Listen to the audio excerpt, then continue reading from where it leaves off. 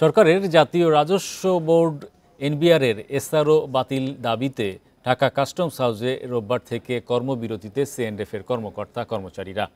এ কারণে সকাল থেকে হজরত শাহজালাল বিমানবন্দরে কার্গো থেকে পণ্য খালাস বন্ধ রয়েছে।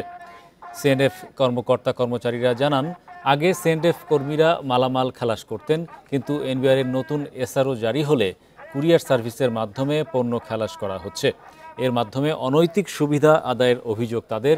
এসআরও এবং আইন বাতিলের দাবিতে অনির্দিষ্টকালের জন্য এই কর্মবিরতির ঘোষণা তাদের।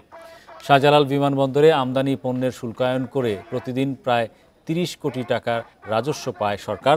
তবে সিএনএফ এজেন্টদের কর্মবিরতির কারণে রোববার কোনো রাজস্ব আদায় হয়নি। কর্মবিরতির কারণে কাস্টম হাউসে কাউকে প্রবেশও করতে দেননি সিএনএফ এজেন্টরা। এখন জন্ম সনদ দিয়ে খোলো বিকাশ স্টুডেন্ট অ্যাকাউন্ট। নিজের বিকাশ নিজে কর।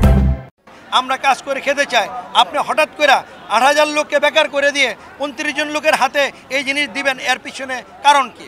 আপনারা তো অতি উৎসাহ হওয়ার পিছনে কারণ কি? নিশ্চয়ের পিছনে কোনো কারণ আছে। কারণ আমার কথা হলো এই কারণে ২০৭ বাতিল করতে হবে। ৮২ ধারার আমদানিকারকের দায় সিএনএফ নিবে না।